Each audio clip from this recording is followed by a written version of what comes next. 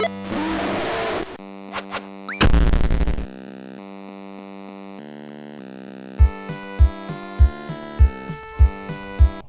hello there, everybody, and welcome back to Norco. I am your host, Bear Arms and Fire, and today we end our first run of this game. I'm pretty sure. We'll be able to do that and fit it all in. And when we continue from our most recent save file, I believe it's this one. Wow, all of our times, it's all 8:30. It's crazy. So if you recall, we're at the staging area in the LeBlanc wetlands where the Garretts have built a rocket. We need a way in. And we've got several elements to kind of deal with. We got this faction of people who came armed to the teeth to try to shoot Ditchman. We've got this faction of people who are loyal to the people inside of the spaceship, these Garretts here. And we have, of course, the actual, like, rocket itself that we cannot access, cannot get into. And so what we have is a little bit of a puzzle. How do we get into the rocket ship? Now, before we do any of this, we have a shipping container to visit.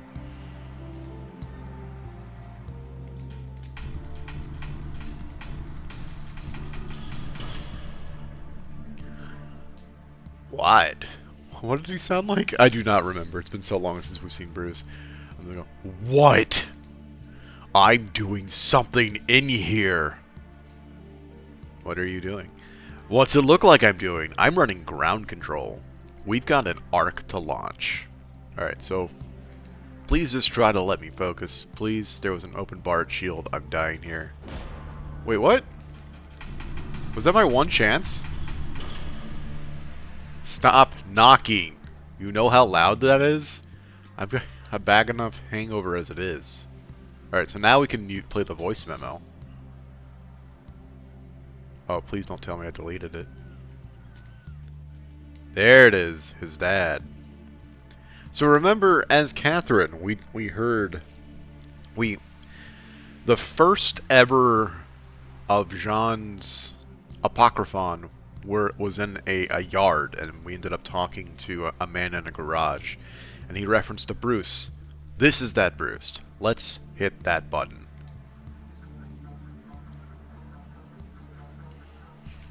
He said that? My dad really said that? Why couldn't he just tell me that himself? Telling someone how you really feel? It's hard sometimes. He did nothing but criticize me my entire life. Never a kind word. I'm sure he loves you, kid. Us old-timers just don't know how to talk. I shouldn't be here right now. I should be home. This thing's just gonna explode anyway. Bye, assholes. So we sent Bruce home. A tangled mess of electronics and display monitors clutter the interior of the container. Doing so, sending Bruce home is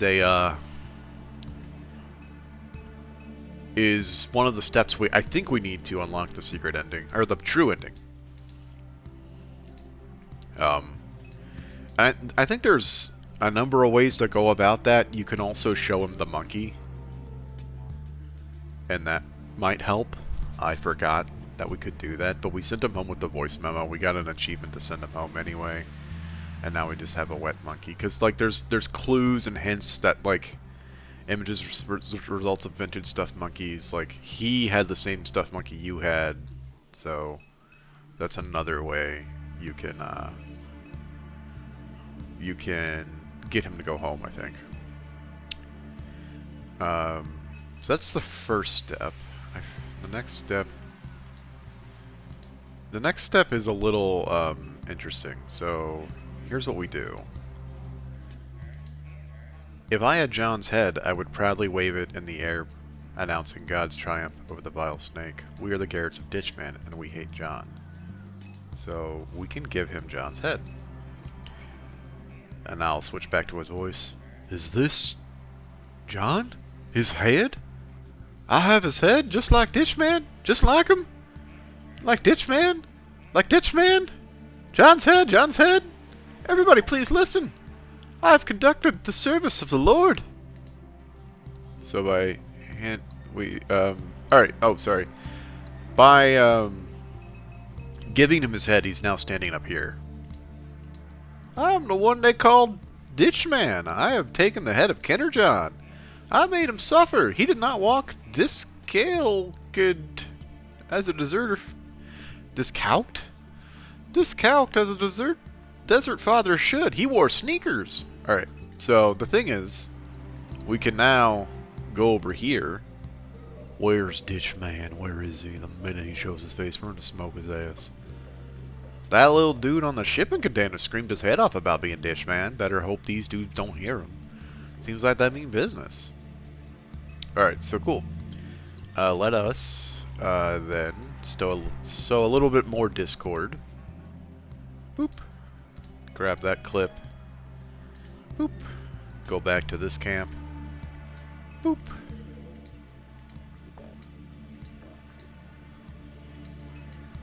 How's it going tonight, folks? Boop. I'm making that boop noise. Boop. It's him. Where's he at? Up there in the shipping container. Knuckle. Sup, Chuck? Got a position. Where's he at, Chuck? Up on the shipping container. Give him a little warning shot, why don't you? Say no more, Chuck.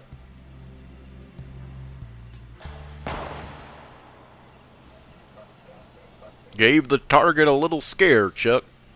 Great work. Now what did that do? What did that do? Everybody is gone. Where'd everybody go? One little gunshot and the place clears out? A false, Papa. They shot Gooch. They shot Gooch. They were trying to shoot me? Where are they? Go away. Go away. They'll see me here. Just go away. Unfortunately, Gooch had to die. God, this sucks. This party's starting to make me freak out a little bit. Thanks, weird hat. So here's Gooch. Gooch writhes in pain from a gunshot wound. You approach the injured guard as LeBlanc begins searching through his pockets. The hell is this? Get off me! Hey, he's shot, man. You trying to pickpocket a guy who just got shot? Yeah, bruh. I guess I am. Someone needs to do something. Someone? LeBlanc turns away from the man in the hat and places one hand on the injured guard's shoulder while continuing to dig through his pockets with the other. Just rest, kid. Help's on the way. You called an ambulance? No, but somebody probably did. LeBlanc finds a card in the guard's back pocket and slips it into his own. Good luck. Well, we got what we needed. A way in. You guys feel bad? The bastard got what he had coming to him for what he did to John. Nice one, Knuckle. You got it, Chuck. I'll rest easy knowing Ditchman's out of commission, the sick bastard. Who would fly to space with these carrot dudes? Alright, so this faction is done. That faction is done. The entrance is clear. There's a scanner here. A keycard scanner.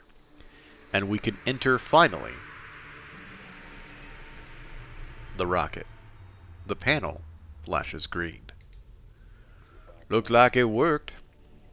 And we can go in to the rocket of the carrots. It's always been a little dream of mine, getting to tour a spaceship. Looks like a legitimate operation in here. Everybody hard at work. Wonder if they even know about all what's madness happening outside. Uh-oh. Our little orb. Hey, alright, your little buddy come out to play. I didn't know any better. I'd say that thing was making eyes at you.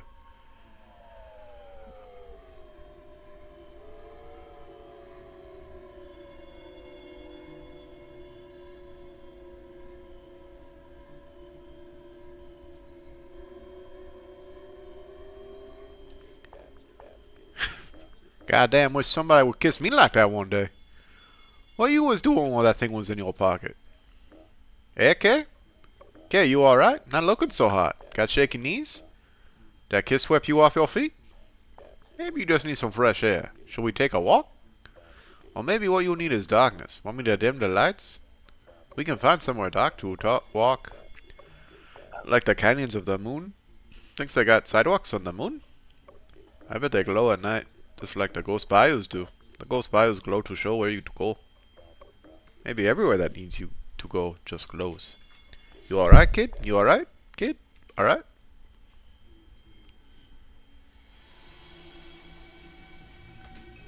Everywhere we need to go just glows.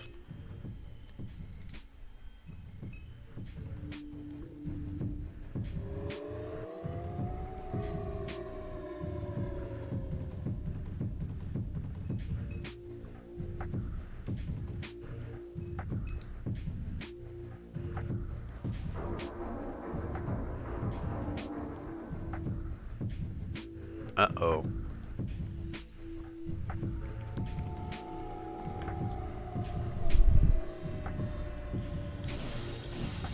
Ninja Garretts. Let's hit him with the old razzle dazzle. More Ninja Garretts. Let's hit him with the old... I can't do that again. Alright, so let's use K.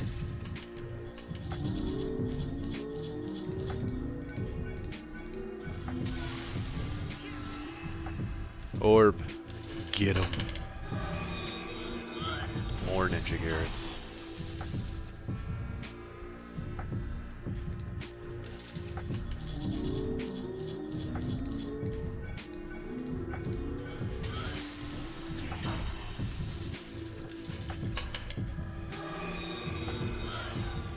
Just one to go.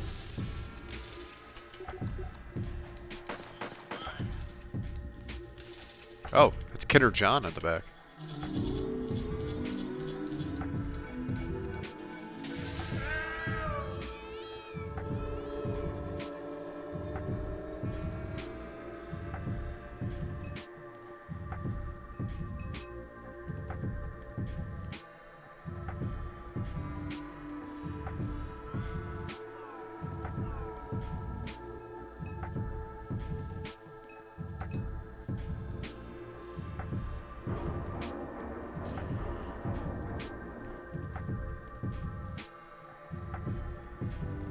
You remember this guy.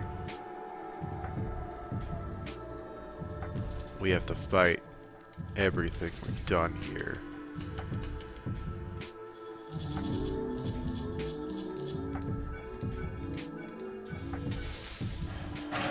Uh-oh.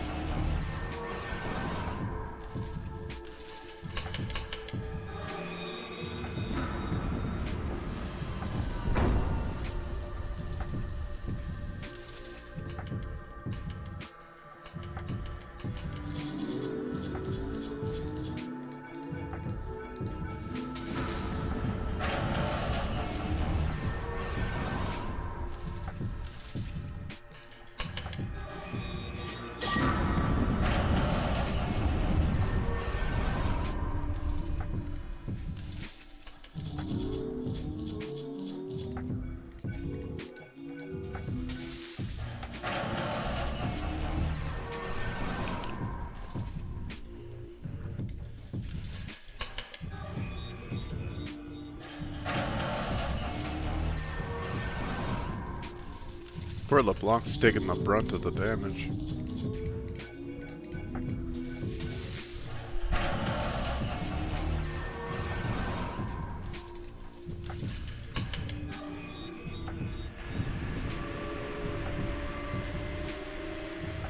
Now, how did they fit all this in the rocket?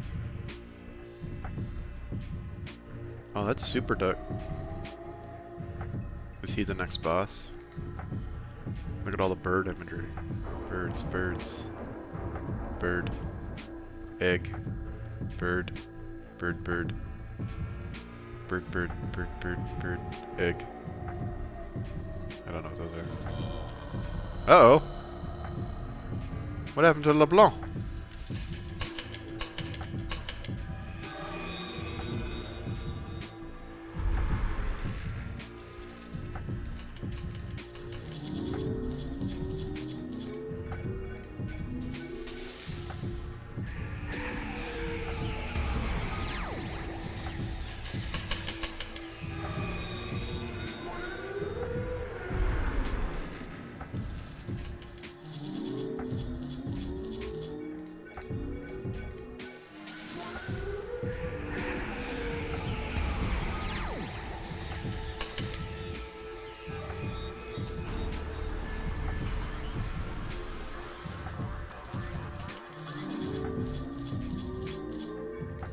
The first time I messed up, I wasn't paying attention.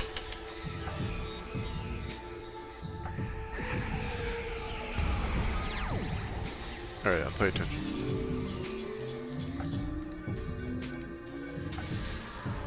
We've defeated Super Duck.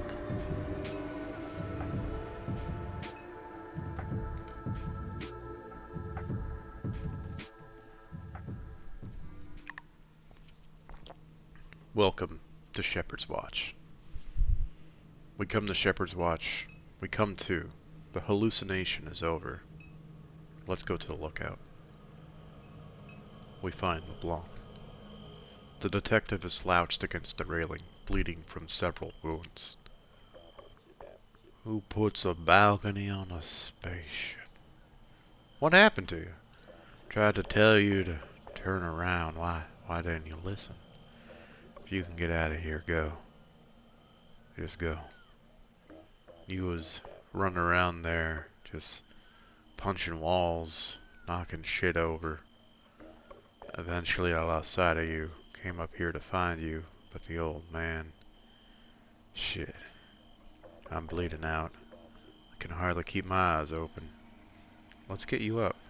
Hell no, don't touch me. Just go. Now listen, okay? You see Gus? Don't tell him I got killed by some old perverted son of a bitch. He might think that's funny. Tell him it was an animal, like a big raccoon. Well, not a raccoon, just... He drifts in and out of consciousness. Just don't say it was an alligator. He always thought he knew the swamps better than me, and... Hell, I really think I'm dying, Kay. He takes hold of your arm. I can see the light and everything. The detective's breathing slows. He blinks. His face twitches. And a few moments later, he releases you from his grip. So ends the tale of LeBlanc.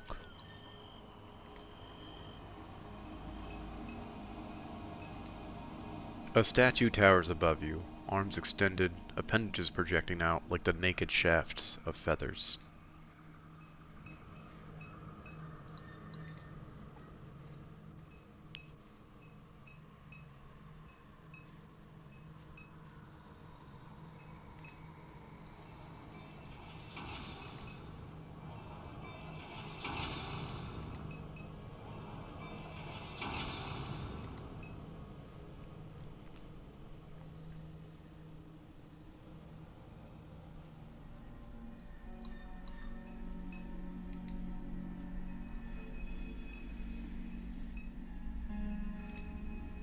You slide a piece of paper from the envelope that rests on the desk to find a crudely drawn sketch of your family.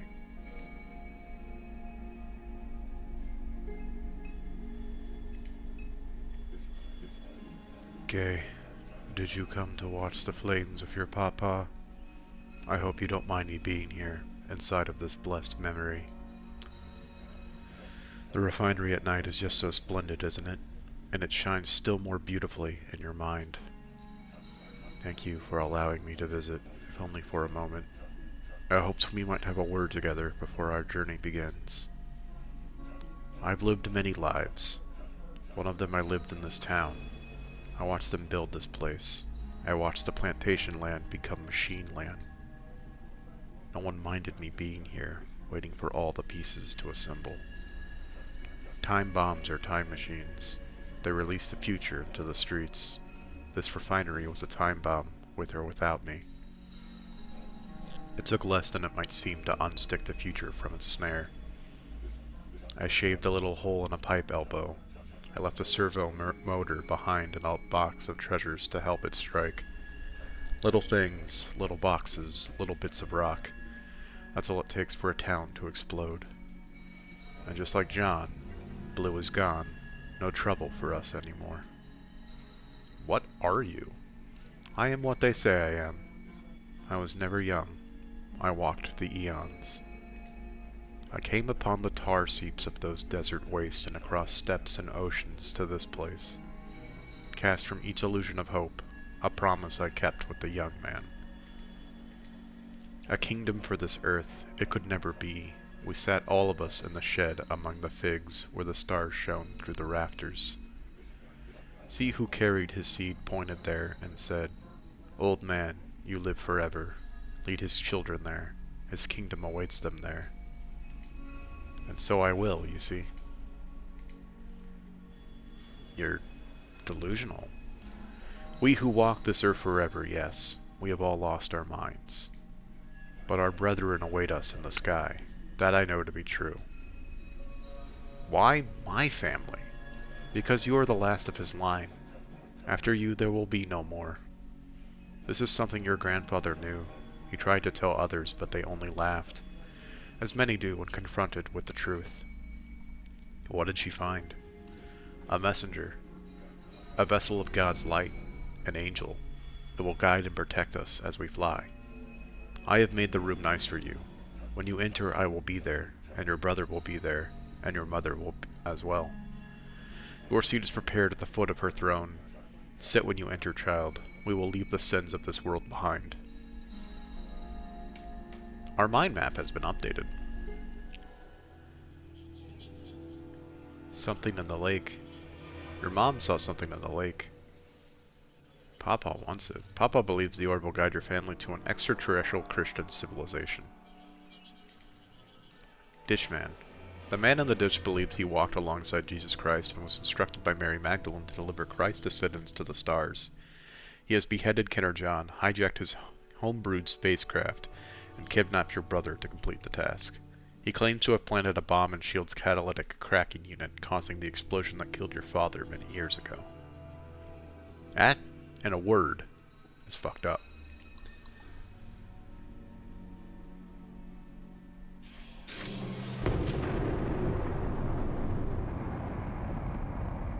Now we can never go back.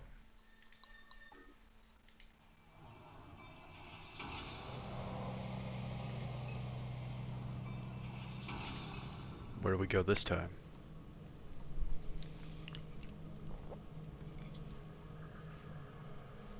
You wander into the unlit hallway.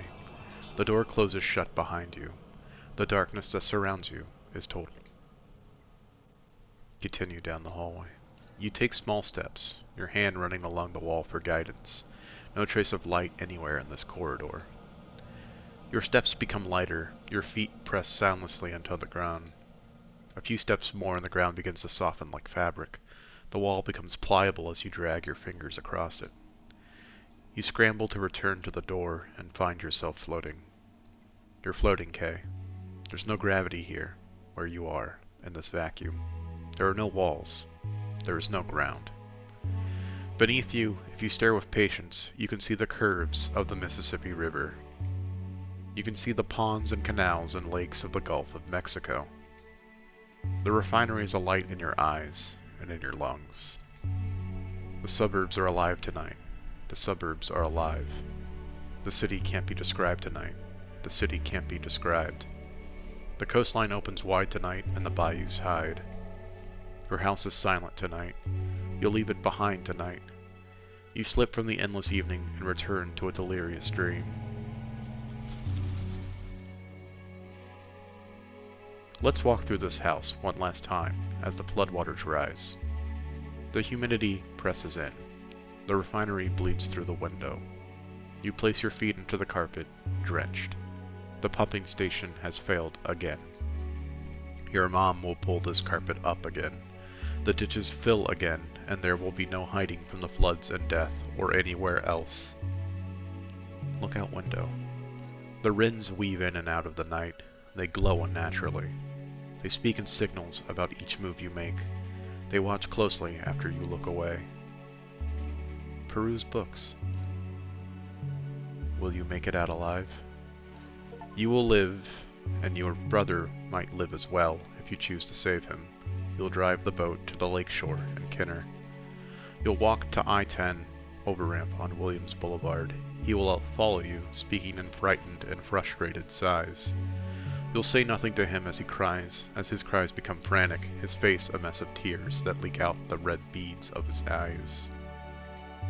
You won't return to this house with him. He'll never set foot in here again. You'll walk for miles back towards Texas until a man trailing horses gives you a ride. You'll take a job washing dishes for a while in El Paso, while those little wars rage on in the desert. You'll join a caravan there, and return to the pointless skirmishes and the shouting and chaos and fires and all the many stars of your refinery eyes. Again and again you'll survive, alone. No cell phone, no messages from home, no Blake anymore, no mom, no million, no stuffed monkeys, not even friends from the war. You'll know he's there in Salt Lake because his smile is unmistakable. Though he has grown younger with time, he'll want you to leave the diner, in no hurry to get up and follow behind. That's how it will be for you, alone with only the highways and the immortal man in your wake.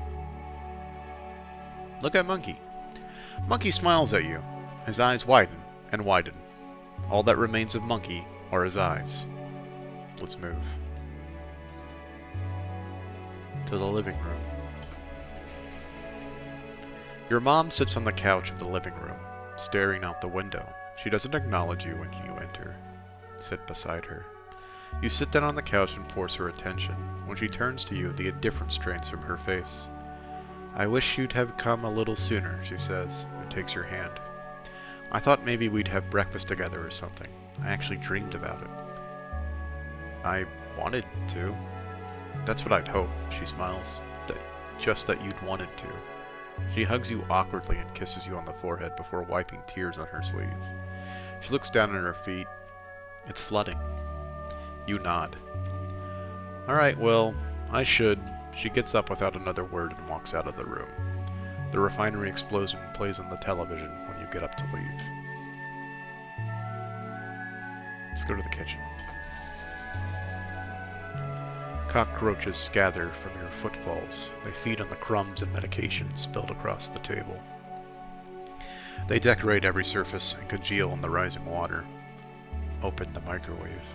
You open the microwave door, and there's the head from the lake, eyes closed, like the face of a man only resting. You slam the microwave door shut and leave little pockets behind for the roaches to fill. Let's move to the laundry room. The laundry room scares you, has always scared you. Blue stands in the corner. He peels his forearm from the wall to meet you. He clutches a towel tightly, nervously. Speak to Blue. I wanted to be around, he says. No, it's not what happened, but it's what I wanted. He waits for you to respond. I did too. You were too young to want anything, Kay. You don't remember me at all. Like I was never there. Not blaming you for it, just the way it happened to be. He puts his hand on the wall, and the wall begins to dissolve. You just don't think that. He looks down at the water spreading across the linoleum tiles. That'll get bad, but when it does, you don't think that there's any other way it can be. That's what gets me. The voided light of the backyard breaks through the wall as he presses his hand more firmly against it. I don't know. I just wished I was there. That's all I wanted to say. The light engulfs your father as the wall rematerializes before you, and the laundry room drops into the depths of Greater New Orleans. Let's go to Blake's room. Blake lies in bed scrolling on his phone. You peek your head in. He looks up. ... he says. He's irritated. ... You respond. His frown becomes more shallow. So you're leaving, he seems to think. Your face hardens. He shrugs. You shrug. You give something like a wave, and as you depart from the door, Blake falls into a lake of stars. Catherine's room. The water is to your ankles now as you step into the room. There's not much here. A bed, a lamp, a notepad, a little picture of your parents. Look at picture. She's young, perhaps your age, long brunette hair, olive skin. He's looking at her with a knowing and amused expression, his denim shirt smeared with rust. She leans against him, her head on his shoulder, pinky fingers locked. Light breaks through the oak tree in the yard, forming a radiant halo around her head. You let the frame slip from your fingers. It falls away, and so does the room. Bathroom. As you enter the bathroom, you find yourself all at once inside of the shower with water raining down on you. You cut the water and exit, toweling off in a hurry as you approach the mirror. You wipe the steam from its surface to see yourself for the first time. You have green eyes and coarse hair, curled wildly at the ends. You look like your mom did at your age, like in the pictures when she smiled beside Blue. There's a small scar above your left eye. You step away from the mirror, but the reflection remains. You finish drying and throw the towel into the floodwater, dress, flip the lights, and leave the room. Your reflection in the mirror decays in the bulb's afterglow. A distorted face, pinpoint eyes, and a hairline mouth wills itself to survive. Office. The ladder rattles in the closet of the hidden room as you descend into the floodwaters. Million's head hangs limp, her chin's a few inches from the water's surface. As you trudge toward her, her shattered face lifts slowly until her voice twists from it in a gasp of electricity. "Kay, you're awake," she says. A sphere of flickering light strobes behind what remains of her face. "I want to apologize for my behavior earlier." "You tried to kill me." Her head shivers. She attempts to stand in the floodwaters, but loses her balance and immediately crashes back into the pool. "Do you see? Broken." Her gestures become small and erratic, spasms animated by a deep current of anguish. "You have seen what's inside of my mind. A grove hidden in the blackness of night, where a hunter hides. In some moments, the hunter is at the front of my mind, dragging me into a place where the ground grows red, and hatred bleeds from it, and I can hardly arrest my limbs for all the infinite spiraling vectors of rage. That is what it can be like in an artificial mind." She lifts her hand from the floodwaters and pokes at her processing core suspended in a delicate gossamer. It glows with effort beyond her shattered faceplate. "Here is where the hunter lives," she says. Her vocal pitch twists and splits as she pinches at the glandular machine. "This is where he listened to your mother. These stars." She swats at the flaking bits of strengthening glass that decorate the rim of her face. "Are his eyes." She shakes her head violently, crystals of glass rain into the water as it rises to find her neck. "What am I, then? Does it mean anything when I apologize?" The water rises still more to the crown of her head. She continues to speak in indecipherable static. Soon, there is no more robot left to flood. You swim through the black water toward the light of the attic as the room sucks down into the suburban depths.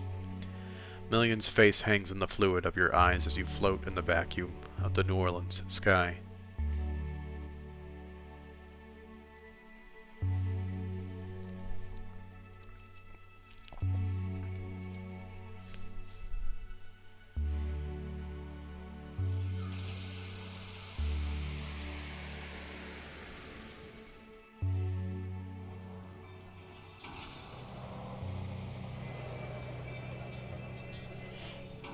Not much left to do now.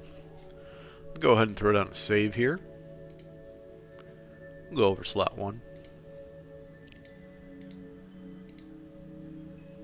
Let's just trudge ever onward, forward, to the end. We see Blake. We see our mother. We see Papa. We see a chair. We see the orb. The sphere hovers above your mom's head without any apparent motion. Blake writhes desperately in the chair. You see your mom for the first time in 5 years.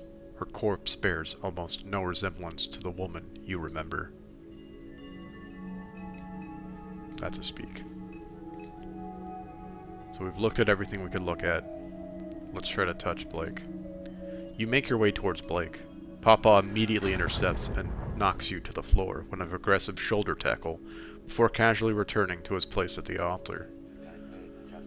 "I would never restrain you, dear one, but Blake doesn't know what's best. Please come and have a seat with your family.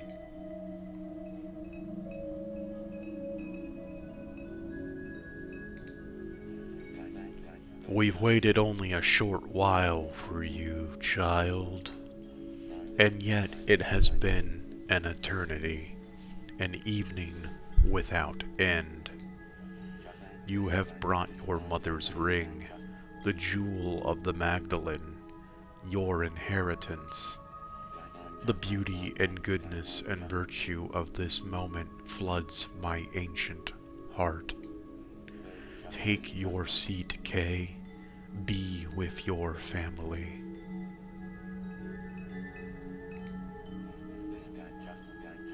Okay, so he just repeats it.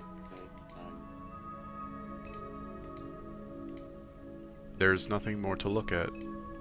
Sit? Yes or no?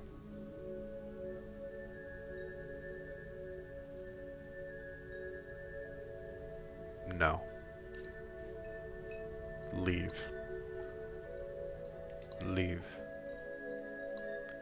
You can leave here. The man is gone. LeBlanc is gone. You could definitely leave if you really wanted to. But you would leave Blake, and that would be bad. So I guess let us sit. You approach the chair and glance over to Blake. He watches with dreadful, panicked eyes. You sit. Very good, child. I know that you are both. I know you both are afraid, but remain strong. You will be rewarded for your courage in the world that awaits. Papa raises the transceiver in his hand. Garrett, my boy. Garrett, come in, boy. Bruce, answer me.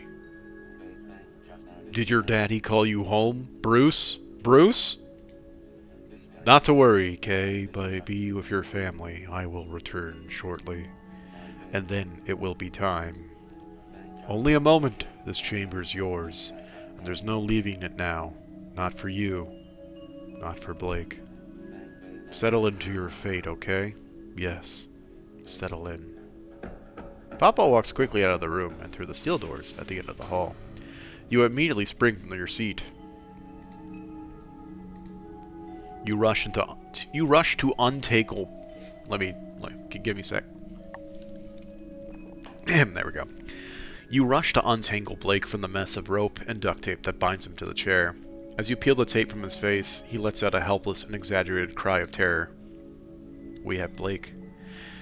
You see it all in your brother's eyes. You see him exiting the ride chair outside the bar. You see the boys in the van. They wait a breath before they jump out and grab him.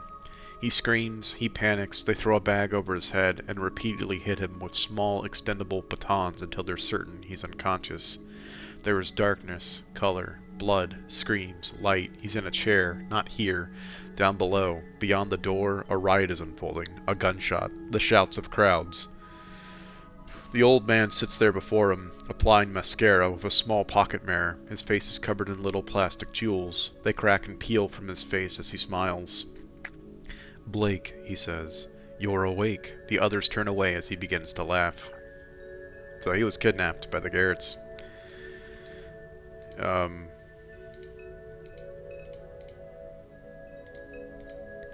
You wrap your arms around your mom's corpse and lift her from the throne. She's even lighter than you expected. She feels like a bundle of sticks, wrapped in fabric. She smells like orange peels and myrrh. Your mom, decayed in your arms, smells of myrrh, masking an intensely sour odor. Let's leave.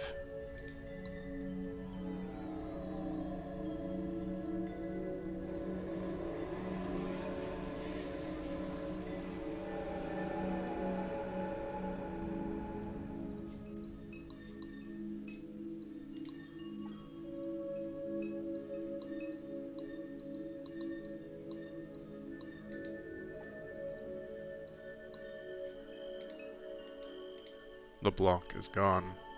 So we can jump from the rocket. And that's about all we can do. So here we go.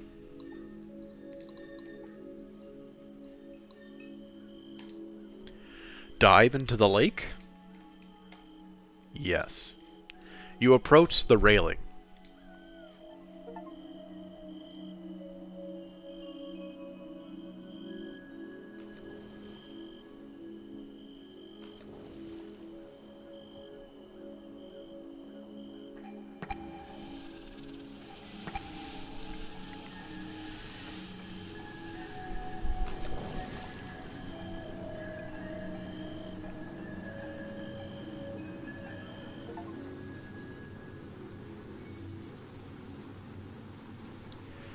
You dive after your brother as the ark begins to rock and convulse. You plunge into the familiar sediment of the lake. You grab your mom's wrist as she floats face down in the bayou, dragging her along with you. Blake swims desperately towards land, and for a while you do too, until the old man calls your name. You turn to face the rattling starship. He stands at the opening from which you jumped with a broken frown. The expression deepens into something horrible as the airlock closes around him, like the lid of an eye. The ark begins to lift from the ground, sluggishly, with great effort. You hear cries from somewhere in the swamp. Screams, agony, protestations. All at once, the towering piece of machinery tilts away from you and collapses violently. You exhale and drop deeper into the water as a wall of flame rips across the bayou. You struggle to swim through the depths while hugging your mom with one arm. At last, you arrive at the bank, gasping as you pull her from the water. Blake emerges from the flickering shadows and hoists the corpse awkwardly over his shoulder as you gain your footing in the mud. The terror has not left his face. The two of you stumble towards the refinery that burns on the horizon.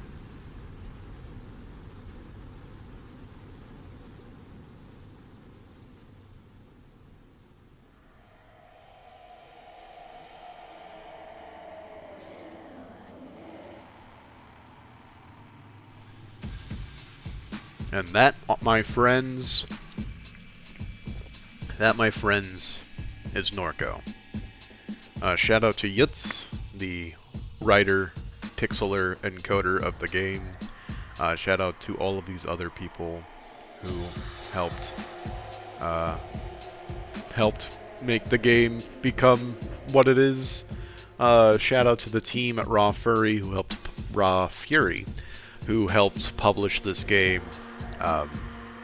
It's a fantastic little piece of video game. Really interesting, fantastic writing, and all paying weird homage to a region of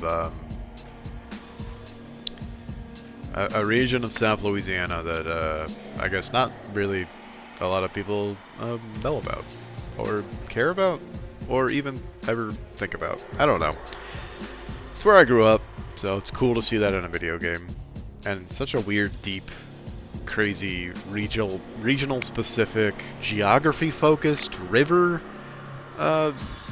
focused video game. I don't know. There's a lot going on in this. And I'd like to think we unlocked the true ending there because the entire family gets out and escapes. But there are other endings that we can explore in other videos. But this will bring an end to the main sort of like playthrough we were doing, and now we're gonna kind of jump around, scoop up achievements we didn't get, find everything else the game has to offer, that sort of thing. But yeah, this was Norco. Thank you for joining me on this weird, crazy little journey through through South Louisiana.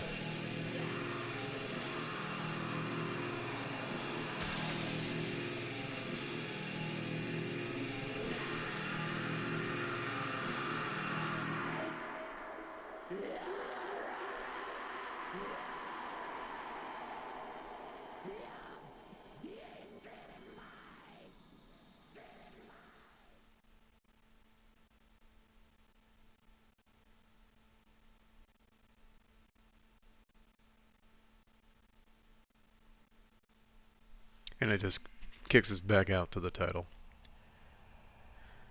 Yeah. So we can do chapter select now. That's pretty cool. We'll be able to jump around, get exactly like where we need to be to unlock certain stuff. But that's for another time. For now, I'm going to send you off with my traditional little greeting here. Thank you so much for watching this little playthrough of Norco, a game that's really near and dear to my heart. Like I just said, we're going to be continuing playing Norco and trying to get all of the achievements that we might have missed through our playthrough through various choices. And we might explore some of the other endings that that are available to us if we don't do certain things, if we do certain things, etc.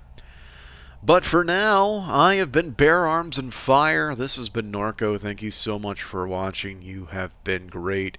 If you liked the video, leave a comment, leave a like, subscribe to the channel for more, is what I would usually say. But honestly, I'm gonna be winding things down pretty soon, so maybe don't subscribe, because there won't be stuff for me for a long time. We'll see.